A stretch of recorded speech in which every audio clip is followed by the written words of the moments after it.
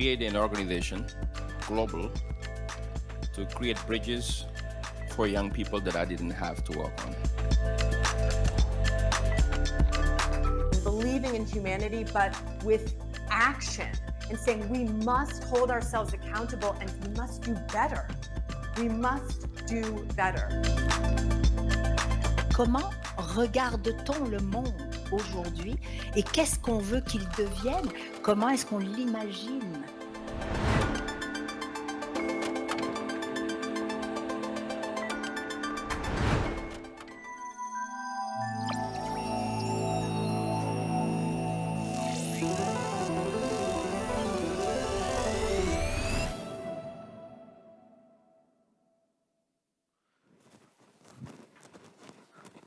Rebonjour, nous sommes de retour pour cette deuxième grande conférence d'ouverture. Montréal, Centre NAD, les gens ici présents dans l'amphithéâtre, est-ce que vous allez bien? Oui. Super, avez-vous bien apprécié la première conférence? Ah, un applaudissement, merci, excellent. On est toujours là, on est en vivant, on est en présentiel. Ça fait du bien de vous voir, chers amis. Merci d'être ici. Et pour ceux et celles qui nous suivent de manière virtuelle, c'est la beauté d'un événement hybride. On peut en profiter pleinement de manière virtuelle et en personne, en présentiel. Mon nom est Armand Afkami, je vais être des vôtres toute la semaine. On est à MTL Connect, la 6e édition de MTL Connect, la semaine numérique de Montréal.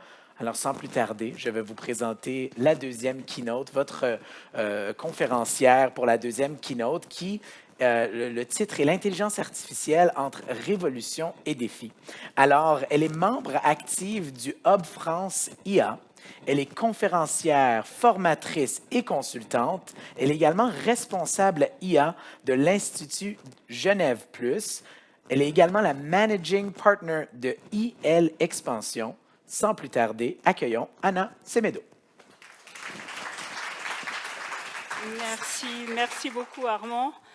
Bonjour à toutes et à tous. Bonjour Montréal et puis merci pour l'invitation. Ravie d'être ici ce matin avec vous. Alors, quand j'ai fait mes études d'ingénieur, la notion de progrès était une notion intrinsèquement positive. Aujourd'hui, pour les jeunes étudiants, mais même pour nous tous, quand on parle progrès, on est obligé de le considérer à l'aune de la planète, à l'aune des bons et des mauvais usages, à l'aune des bons et des mauvais acteurs. Et l'IA vient en plus nous ajouter la dialectique de progresser et protéger. L'IA n'est plus une révolution. Je suis désolée, j'avais une animation et je vois qu'elle ne marche pas, je vais m'en sortir sans l'animation. L'IA n'est plus une option, elle est une révolution en marche. Regardons déjà le marché. Le marché, en 2023, on était à 185 milliards de dollars. Les prévisions l'amènent en 2027 à presque 1 trillion de dollars, donc x5. Et il y a même des prévisions qui parlent de 4 trillions en 2030. Donc aujourd'hui, c'est avant tout des grands acteurs technologiques qui tirent ce marché et on voit que dans leur sillage, leurs clients sont aussi de plus en plus en train de dépenser des sommes importantes. On voit par exemple que dans la partie rouge, même ceux qui dépensent entre 1 million et 50 millions ont doublé. Et même ceux qui dépensent plus de 100 millions ont doublé. Et donc la question, c'est tout ça, pourquoi faire ? Est-ce qu'on est dans l'ivresse des sommets vers une IA générale? Est-ce qu'on est dans le gagnant emporte tout? Dans le survivant emporte tout? Et là-dessus, moi, il y a une entreprise que je trouve fascinante, c'est la tortue devenue fusée. C'est NVIDIA qui fait donc tous les microprocesseurs, les GPU. On voit que de 2000 à 2020, presque, c'est une tortue qui fait son chemin, qui avance. Et puis là, en 2022, on a un chiffre d'affaires qui commence à bien augmenter et il est triplé, plus que triplé en 2024, avec un bénéfice net qui dépasse 50%.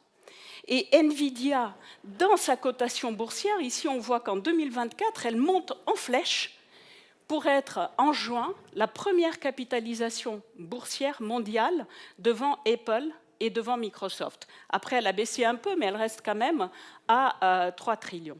Donc, on peut maintenant se dire on est vraiment dans une course incroyable.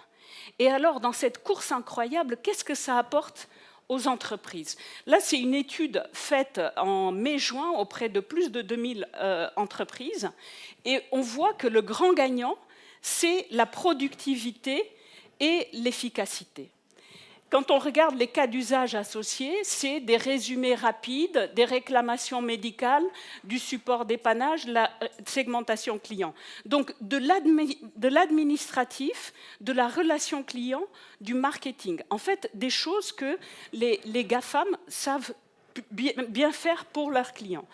Et pour l'instant, moins de 30% de ces cas d'usage passent en production. Alors, comme moi, vous tous, vous vous dites, mais il y a des urgences planétaires. Et pour l'instant, on n'entend pas parler de ces urgences planétaires. Et quand on va regarder les conditions, on a vu déjà que les GPU NVIDIA augmentent en flèche parce qu'il y a une nécessité de GPU, mais il y a aussi une nécessité de data center pour faire ces calculs. Et là, les data centers dont la consommation, ici j'ai mis juste les chiffres américains, puisque c'est là où ça va le plus vite, mais en 2023, la consommation d'électricité des data centers représentait 3,7% de l'électricité des États-Unis. Les prévisions, c'est qu'en 2030, elle représentera 11,7%. En 2030, la consommation d'électricité, rien que pour les data centers américains, on sera dans la consommation d'un pays comme le Canada. Et en plus, aujourd'hui, avant, on était avec des data centers de 30 à 50 mégawatts. 30 à 50 mégawatts, pour vous donner une idée grossière, c'est une ville française de 30 à 50 000 habitants. Là, on est en train de passer à des data centers de 1 gigawatt. 1 gigawatt, c'est 1 million d'habitants. Rien qu'entre 2023 et 2024, l'augmentation de la construction de data centers est de 69%.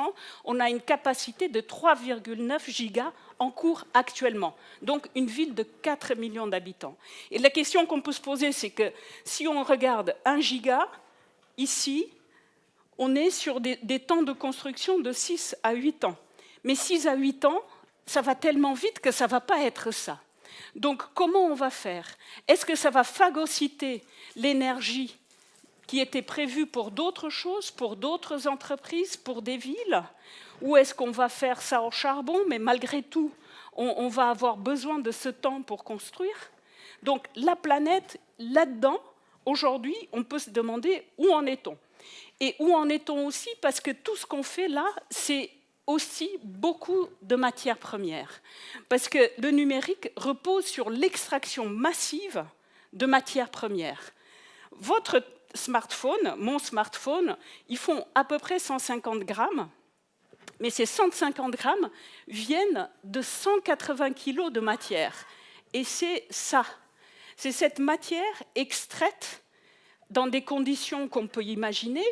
À la fois, on fait des sillages dans la terre, mais des conditions humaines, des conditions aussi écologiques, pour passer de 180 kilos à 150 grammes avec des terres rares, avec des matériaux rares, qui aujourd'hui sont en grande partie possédés par la Chine. La Chine possède plus de 50% directement ou indirectement de ces matériaux.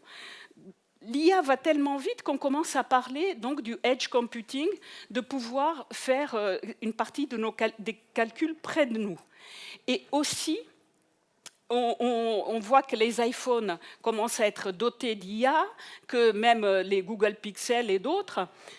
Alors, est-ce qu'on va créer de l'obsolescence? On avait commencé à créer une durée de vie plus grande pour nos smartphones? Est-ce qu'on va créer de l'obsolescence pour nos smartphones? J'ai animé une matinée sur la sobriété numérique il y a quelques jours et tous les opérateurs télécoms français me disaient qu'ils ont du mal à vendre des smartphones en deuxième vie. Et quand on regarde le recyclage, vous voyez qu'on ne recycle que 22% des smartphones et des ordinateurs et 25% des écrans. Alors, on se demande, l'IA, elle va nous consommer beaucoup, mais l'IA n'est que le miroir grossissant de quelque chose qu'on faisait déjà. Regardez ici, Internet augmente de 30% tous les ans depuis 2019. Là, c'est l'image actuelle à peu près du trafic sur Internet. Ce trafic, il est à peu près à 50% occupé par Alphabet, donc Google, Meta, Netflix. C'est notre occupation avec Internet. Si je prends 60 secondes sur Internet, je suis avec 3 millions de photos, plus de 10 millions de posts Instagram.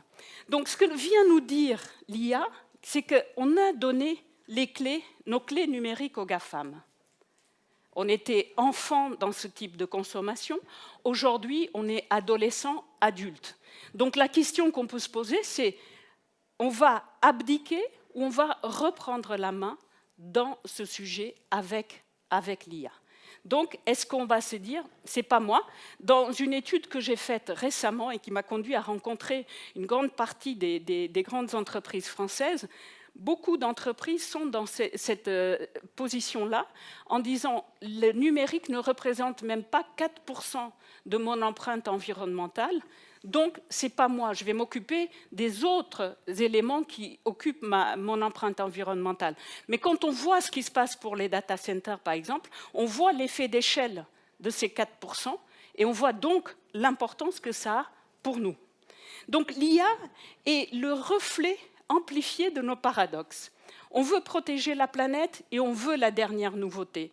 On ne veut plus d'obsolescence rapide et on célèbre toute nouveauté. On veut protéger la planète et on veut une croissance illimitée.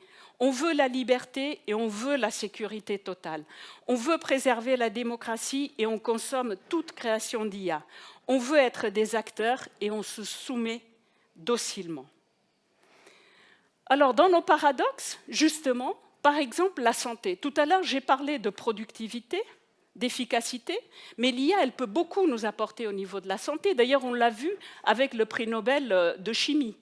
L'IA, des robots chirurgicaux, les diagnostics, ils s'améliorent beaucoup avec l'imagerie notamment, la télémédecine, la personnalisation des soins, etc.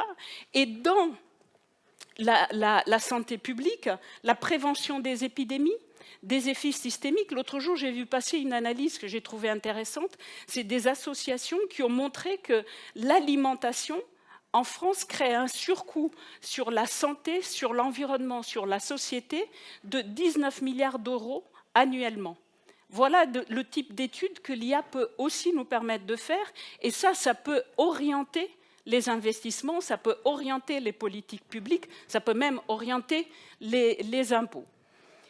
On voit ici donc le parcours patient. En rouge, on a le clinique et en bleu, l'administratif. On voit tout ce que l'IA peut apporter depuis l'évaluation du risque et de l'aiguillage jusqu'à la facturation.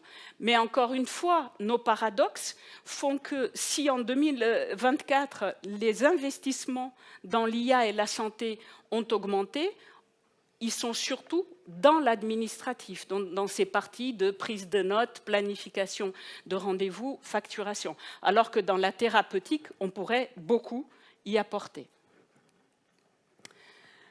Dans l'étude que j'ai nommée tout à l'heure, j'ai rencontré beaucoup d'entreprises et pour la décarbonation, parce qu'on pourrait se dire l'IA, elle va aussi beaucoup nous apporter sur la décarbonation, parce que finalement, la planète, elle est là aussi à nous demander « aidez-moi ». Et donc, moi, j'ai vu des entreprises, par exemple, il y a une grande entreprise aéronautique qui m'a dit « grâce à l'IA, on a gagné 100 millions sur la gestion des pièces détachées ».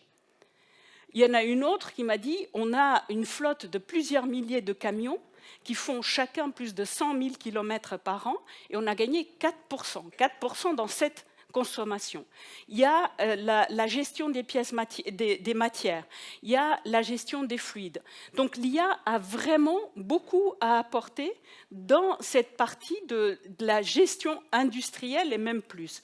Dans l'énergie, un acteur qui gère des centrales nucléaires, il m'a dit, j'avais des modèles mathématiques sur lesquels j'ai ajouté du machine learning et ça m'a permis en 2 jours d'adapter ma production au moment du Covid, au moment de la guerre en Ukraine aussi. Et l'IA va aussi aider dans les choix des ENR. Dans l'agriculture est très technologique. Aujourd'hui, un tracteur, il est plein de capteurs, plein d'informatique. Et donc, le fait d'avoir ces données qui viennent de ces capteurs, qui viennent des drones, qui viennent des satellites, peut aider dans l'optimisation des engrais, dans l'optimisation des sols, des récoltes, des déchets, des modèles climatiques aussi. L'IA peut aider dans ces calculs. Il y a un calcul assez récent de Stanford avec l'IA et des données qui montre que les 1,5 degrés qu'on craint, on va peut-être les atteindre dès les débuts des années 2030. Et l'autre jour, j'ai vu passer un article d'un chercheur anglais avec des actuaires qui parlaient de ce sujet, parce que forcément, pour les assurances, c'est un sujet très, très, très important. Alors, on a des défis, ce sont les données et les modèles d'IA, c'est aussi les coûts, la volonté, les talents, et c'est les problèmes qui sont encore intrinsèques à l'IA, les biais, les erreurs, la transparence, l'explicabilité, la sécurité. Donc l'IA nous met sur ce chemin, progresser et protéger.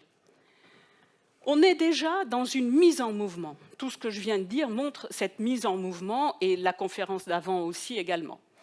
On a déjà des exemples de ce qui peuvent être des cocktails explosifs avec l'IA. Des caméras de surveillance avec la reconnaissance des émotions, avec des systèmes biométriques. Même avant cela, en France, là, au moment des JO, on a testé les vidéosurveillances avec des algorithmes. Ça a été très bien pendant les JO, c'est-à-dire dire, là, il y a peut-être un sac qui est suspect, il y a un attroupement bizarre. Ça ne devait pas être généralisé, mais on est déjà en train de le généraliser. Et je vous laisse imaginer tout ce qu'on pourra faire dans des pays plus ou moins démocratiques, et même entre des mains d'acteurs qui peuvent être même des acteurs privés pour des usages, on ne sait pas lesquels. Donc l'IA a tous ces risques, des risques de système, des risques des usages, des risques aussi géopolitiques. On a parlé de matières premières tout à l'heure, on peut parler de ces aspects d'espionnage, on peut parler des câbles sous-marins aussi. Mais on a des leviers d'action, des stratégies et des politiques institutionnelles et business. Tout à l'heure, j'ai parlé des assurances, on a les banques et assurances, on a les réglementations, et nous-mêmes, consommateurs, on a notre possibilité d'être partie prenante active et d'aider l'IA à nous aider. D'aider l'IA à nous aider à stimuler nos imaginaires et à nous aussi de protéger nos essentiels. On s'est battu pour des sociétés démocratiques, à nous de savoir aujourd'hui qu'est-ce qu'on veut avec l'IA. Donc l'IA est une vision du monde, une vision technique. On a vu que nous, on est tirés par ce que proposent les GAFAM. La Chine, on pense qu'on veut, elle est tirée par la surveillance, mais aussi par les robots industriels et aussi par les villes intelligentes. Donc l'IA est une vision technique, marché, sociale et sociétale, avec des bénéfices, on vient d'en voir quelques-uns, économiques, humains et planète. Donc, on voit tous nos paradoxes, on veut et on ne veut pas. Aujourd'hui, même dans l'entreprise, dans le leadership, on parle du leadership et les profits et la planète et le social, le télétravail et la cohésion d'entreprise. Et donc les paradoxes, on ne peut pas les éliminer, mais on peut les gérer. Et donc, je vais vous proposer 3 clés aujourd'hui, qui sont la réglementation, la souveraineté et la confiance. La réglementation, donc fixer des règles pour maîtriser l'avenir. Si on peut rouler avec des voitures et qu'on peut sortir de chez soi pour arriver ici sans problème, c'est qu'on a des voitures, on a des routes, on a le code de la route, on passe les permis, tous les conducteurs passent des permis, etc. De temps en temps, il y a des sorties de route, mais on a un cadre. Aujourd'hui, beaucoup de réglementations sur le physique. Je suis sûre que sur cette zapette, il y a des réglementations sur tout le physique, alors que sur le logiciel, on a beaucoup moins de certification. Il n'y a pas un organisme mondial de certification. On a des difficultés de coopération entre les États parce qu'ils se regardent en disant ah, « mais si je mets une réglementation, toi tu vas aller plus vite. Donc je vais attendre que ça avance et on verra. » L'Europe a de l'avance. Et moi-même, j'ai décidé d'y participer. Je fais partie de la Commission nationale IA de l'AFNOR en France et je participe aussi au niveau européen. Et en France, au moins, chaque entreprise peut participer à ce travail. Et la réglementation, on a beaucoup critiqué l'Europe, mais aujourd'hui, on peut voir que l'Europe est en train de tirer d'autres pays. Actuellement, en Angleterre, on peut dire que c'est l'Europe, mais ça ne l'est plus tout à fait, il y a beaucoup de plaintes contre Google pour des pratiques anticoncurrentielles. C'est par exemple une association de 2200 développeurs qui porte plainte parce qu'ils disent que Google les coince dans le Play Store. Et les demandes, elles sont sur un montant de 28 milliards. Vous avez peut-être suivi le différend entre Elon Musk, X, et le Brésil. Il y a aussi des différends entre Elon Musk et l'Australie, qui met en place aussi des lois contre la désinformation. Il y a Google qui a porté plainte contre Microsoft auprès de l'Europe en disant que Microsoft enfermait les clients dans Azure. Un exemple aussi que je trouve intéressant, c'est Telegram. Le patron de Telegram est russe et français. Il a été arrêté à Paris cet été parce que Telegram est une messagerie très utilisée par des réseaux criminels. Et il n'y avait pas de modération et tous les usages étaient permis. Donc, il a été arrêté pour ça. En même temps, et là encore des paradoxes, Telegram est une messagerie qui, dans des pays non démocratiques, permet aux populations de communiquer. En Iran, en Russie, Telegram leur est très, très utile. Juste que vous ayez une idée, l'Europe a un arsenal réglementaire très important, mais ce dont on a beaucoup parlé, c'est le DMA, qui est contre l'abus de position dominante, le DSA, qui est pour les contenus respectueux et légaux et transparents. Très récemment, le AI Act, qui est pour des IA non risquées, non nuisibles, et le Data Act, qui dit « vos données vous appartiennent », surtout les données liées à l'Internet des objets. Sur l'environnement, récemment, l'AFNOR, qui est l'organisme français de normalisation, a créé un référentiel général pour l'IA que j'ai eu l'honneur de copiloter pour la méthodologie d'évaluation environnementale. Et on est en train de poursuivre avec un groupe de travail européen, Sustainable AI, dont je fais partie également. Donc la souveraineté, alors ça paraît évident, on se dit les États ont un pouvoir suprême et légitime pour exercer sur certaines entités, donc sur les pays, etc. Les entreprises ont le pouvoir aussi sur leur territoire, et nous aussi. Mais en réalité, quand on regardez des composantes de la souveraineté pour les États considérant le numérique et l'IA. Les technologies, est-ce qu'ils sont souverains? Le cloud, est-ce qu'ils sont souverains? Les matières premières et l'électricité, est-ce qu'ils sont souverains? Les câbles sous-marins, est-ce qu'ils sont souverains? Les câbles sous-marins, on a 1 300 000 km de câbles sous-marins qui nous permettent de communiquer. Depuis 2016, c'est surtout les GAFAM qui les maîtrisent et la Chine est en train de maîtriser aussi la chaîne de valeur. Les semi-conducteurs, avec Taïwan, c'est surtout eux qui maîtrisent. Et on a aussi de plus en plus de satellites basse orbite qui viennent compenser les communications donc on a les communications avec les câbles sous-marins, 95% à peu près, et le reste un peu par les satellites basse orbite. Mais entre les 7-8 000 satellites qu'on a, il y a plus de la moitié qui appartient à Starlink, donc à Elon Musk, et une bonne partie qui appartient à Jeff Bezos. Donc, qu'est-ce que la souveraineté des États ici? Et en même temps, il faut que les États travaillent sur leur souveraineté. Et très probablement, moi j'y crois beaucoup, dans la coopération entre États. Les entreprises, dans donc la matinée que j'ai animée il y a quelques jours sur la sobriété numérique, il y a des acheteurs qui me disaient « mais nous, on est très embêtés parce qu'on dépend énormément des éditeurs. Et en plus, ils viennent nous dire « il faut que tu passes à l'autre version » et on ne sait pas si c'est vrai ou pas.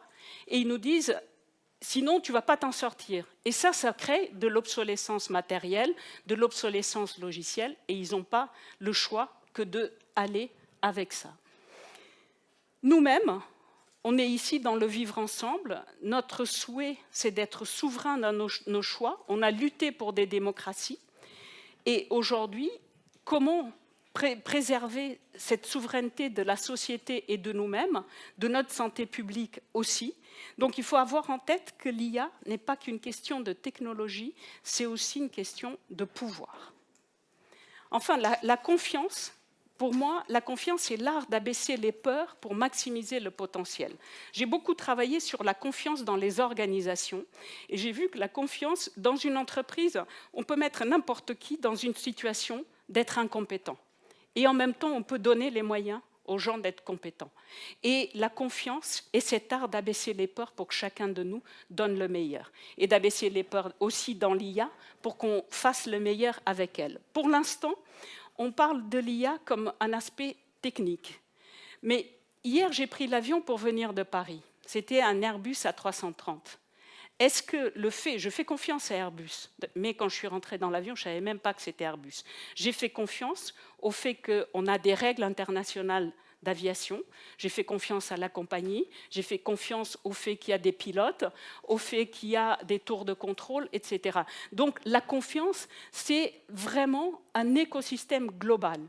Et pour nous, et ça je l'ai traité aussi dans mon livre « La révolution de l'apprendre » avec le numérique, c'est nous, avec nos imaginaires, avec notre pensée critique, avec notre culture des faits, avec notre créativité, qui allons aussi contribuer à cette confiance. Donc la confiance, c'est tous ces systèmes, mais c'est aussi nous et les usages qu'on en fait et les écosystèmes qu'on crée. On a aussi d'autres contributeurs à la confiance. C'est par exemple les données et les infrastructures de données. Un exemple, AgriData Hub, c'est une infrastructure française qui permet de collecter, de gérer, de sécuriser des données sur l'agriculture, qui viennent donc des satellites, des drones, des agriculteurs, et qui va permettre après aux utilisateurs de s'en servir pour des calculs dont je parlais tout à l'heure, des engrais et autres, mais aussi, par exemple, en Europe, il y a la politique agricole commune qui permet de donner des aides, et ce système, c'est un système de confiance, on fait confiance aux données qui sont là, et ça va servir de base pour les calculs des aides qu'on va pouvoir donner. En conclusion, l'IA, vous avez vu, on a tout un socle qui est un socle très matériel, de l'électricité, des matières premières, du recyclage au non-recyclage, de l'eau, j'en ai pas parlé, mais les data centers et les semi-conducteurs et tout ça, c'est très consommateur d'eau, de la donnée, des câbles sous-marins. On a le choix sur une IA récréative. On a conscience de l'IA risquée qu'on veut proscrire, mais qui sera de toute façon présente. Et on a le choix d'une IA transformatrice. Donc moi, ce que je me dis tous les jours, je lutte pour me dire j'ai le choix. Et donc ce que je vous demande, et vous, qu'est-ce que vous vous dites? Merci. Merci d'avoir participé à cette réflexion et je pense qu'ensemble, nous pouvons façonner un avenir responsable et durable.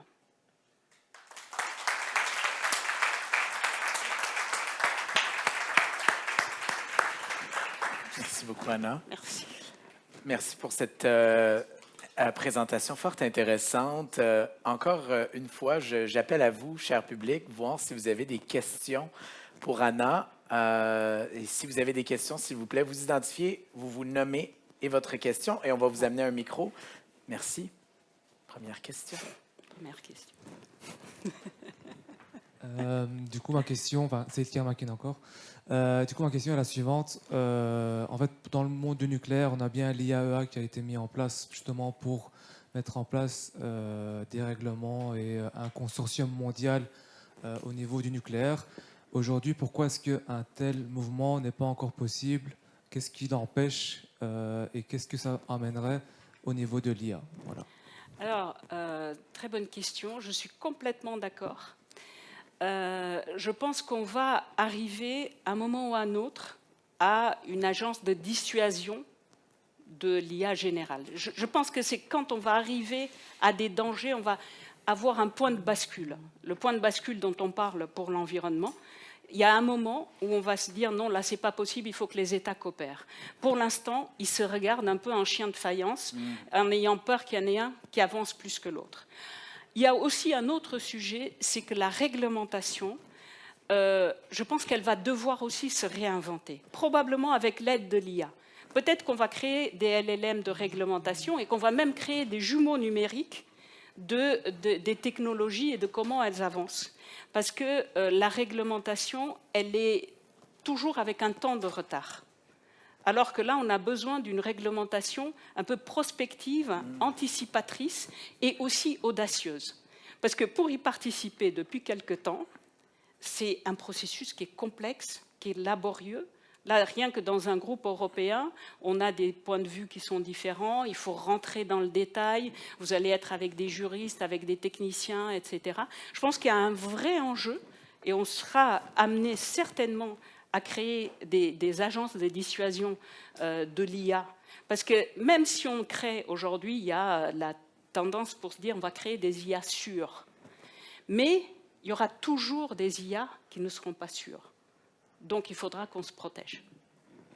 Très bonne question. Et peut-être même de mon côté, pour faire un peu du pouce sur ce questionnement-là, est-ce qu'on est dans une situation où on doit attendre presque que ça soit trop tard et qu'il y ait polémique mondiale, un grand problème, avant de mettre en place des réglementations? Et ça semble être un peu la façon que la société avance. C'est OK, il va y avoir un problème, là, on va réagir, mais on est tous en train de dire ah, il va y avoir des problèmes. Mais regarde ce point de bascule-là.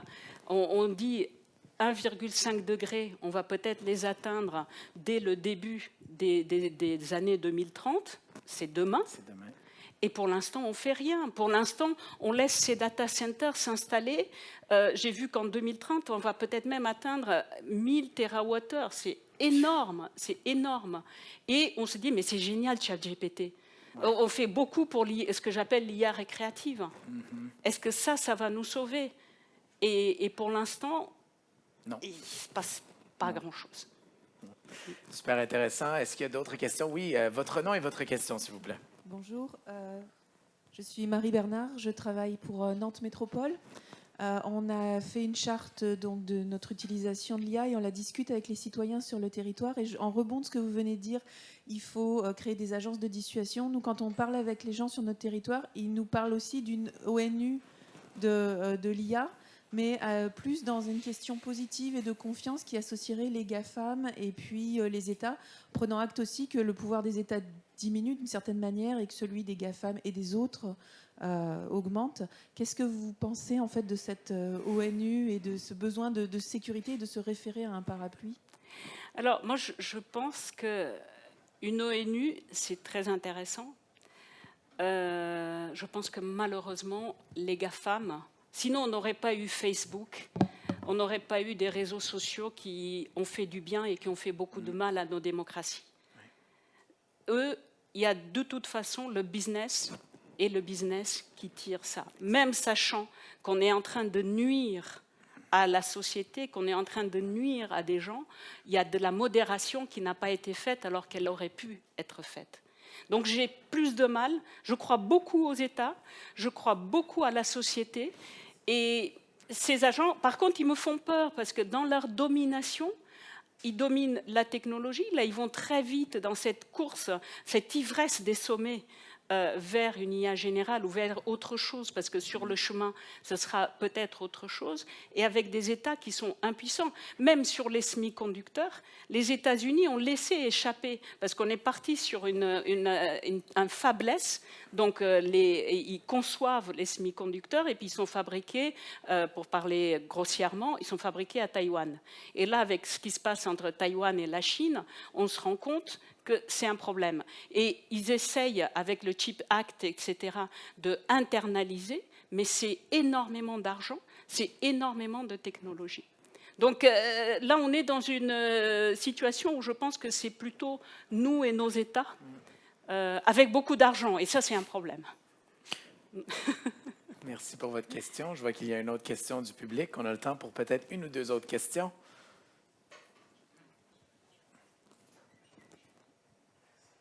Merci beaucoup. Je m'appelle Amokran Marish. Ma question est peut-être un peu naïve, mais elle concerne la question de la littératie numérique. Avec tout ça, avec l'angoisse que ça peut apporter d'un côté l'intelligence artificielle, que dois-je faire concrètement à mon niveau, par exemple avec ma fille de 11 ans, qui s'intéresse plus à l'IA, à tout ce qui est outils récréatifs, hein, donc pas nécessairement à des choses un peu plus compliquées. Comment peut-on, sans attendre les gouvernements, sans attendre les organisations, agir tout de suite là? Ce soir, qu'est-ce que je dois dire à ma fille? Très bonne question. Je ne sais pas si j'ai la réponse, mais pour avoir discuté il n'y a pas longtemps avec un copain qui est exactement dans votre situation, sa fille est un tout petit peu plus âgée, lui il est très très très très écolo, et on est arrivé à la conclusion qu'avec les enfants, c'est important de leur parler de cette partie aussi matérielle de l'IA et du numérique, parce qu'ils sont dans le numérique virtuel, qui n'a pas d'existence matérielle. En plus, c'est gratuit. En plus, on est extrêmement exigeant avec les temps de latence. Si on joue aux jeux vidéo, on veut que ce soit le plus rapide possible. Et du coup, ça donne des câbles sous-marins qui sont de plus en plus gros pour qu'on puisse répondre à cette exigence.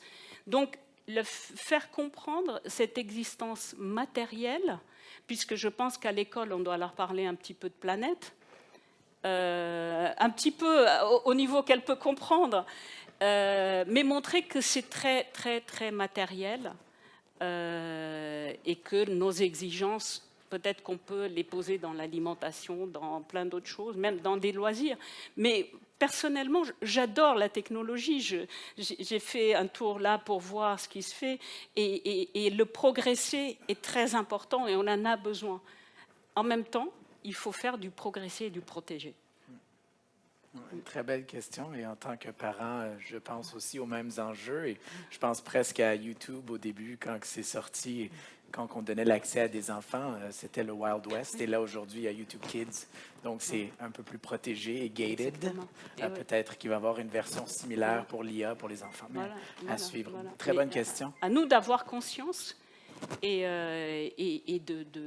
d'aider, parce que l'école, pour l'instant, ne fait pas grand-chose à ce niveau-là. Ils sont en train d'apprendre en même temps que les enfants. Exactement. Et dernière question. Allez-y, monsieur, votre nom, votre question. Bonjour, je m'appelle David Gay, je travaille à TV5 Monde. J'avais une question pour revenir sur le sujet de la réglementation parce qu'il y a déjà des initiatives à l'ONU. Je sais que l'UNESCO, il y a quelque temps, a sorti une charte aussi de l'IA. Et est-ce que vous croyez en ces initiatives-là, que ça peut donner quelque chose à différentes commissions autour des Nations Unies sur ces sujets-là? Et d'autre part, associé à cette question, je me pose la question de certains pays du monde qui aujourd'hui sont un peu exclus de ces débats, typiquement l'Afrique ou l'Amérique latine. Est-ce que ça peut participer justement à établir des réglementations ou quelque chose d'un peu plus mondial sur le sujet? Est-ce que c'est porteur ou pas, selon vous? Ce serait mon rêve. Mais les chartes, pour l'instant, et pour travailler beaucoup avec des entreprises, même des entreprises, l'IA responsable, c'est un raccourci, hein, parce que ce n'est pas l'IA qui est responsable, c'est nous qui sommes responsables avec l'IA. Mais quand je leur demande l'IA responsable, elles me disent on a une charte. Et moi, ce qui me fait peur dans les chartes, c'est que ça sert le washing. Ce excusez-moi pour le bon français. Parce qu'on se dit, j'ai une charte, donc faites-moi confiance, mon numérique est responsable, mon IA est responsable, etc. Donc les chartes, si elles sont suivies des faits, si ce n'est que le début d'un chemin qu'on a vraiment envie de parcourir et qu'on parcourt ensemble, oui.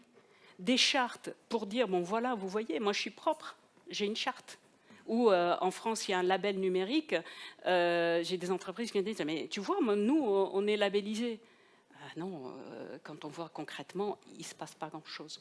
Pour ce qui est de l'Afrique, je suis africaine, hein, je suis capverdienne, et j'ai pour l'instant encore un peu de mal à me dire comment, et y compris avec un copain capverdien qui travaille sur le numérique, parce que quand j'ai parlé du numérique responsable, du Green AI, etc., c'est encore loin.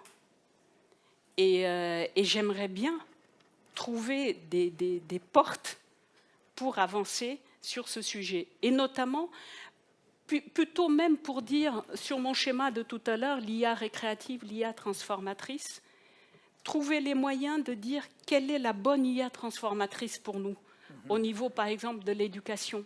Parce qu'avec l'IA générative, on a accès à distance à beaucoup de choses.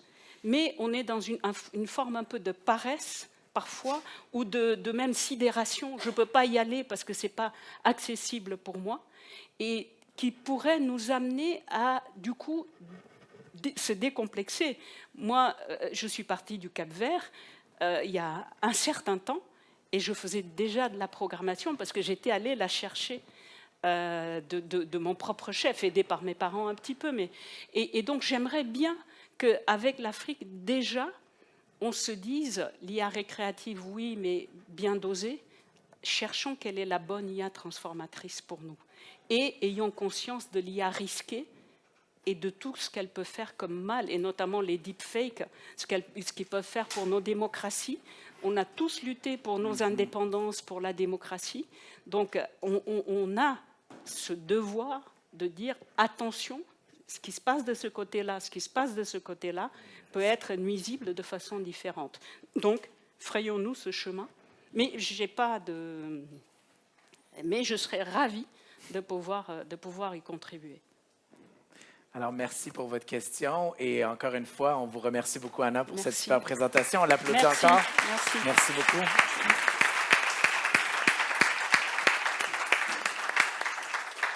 Nous sommes rendus à la pause lunch réseautage. On vous invite tous au 8e étage qui, en passant, en allant dans l'aire principale ici, il faut prendre un ascenseur spécial. On a des gens dédiés à vous mener vers le 8e. Si vous avez déjà le lunch inclus, bien, il est inclus. Et si vous voulez vous procurer une boîte à lunch, c'est 25 $ pour ceux qui ne l'ont pas déjà inclus dans leur billet. On se retrouve à partir de 13 h ici même pour la vitrine MTL Connect. Et un peu plus tard, nous allons avoir également les finalistes des MTL Tech Awards que nous allons voir et entendre ensemble plus tard aujourd'hui. Alors, bon lunch et merci à vous tous pour ce bel avant-midi. On se retrouve tout à l'heure. Merci. À tout de suite.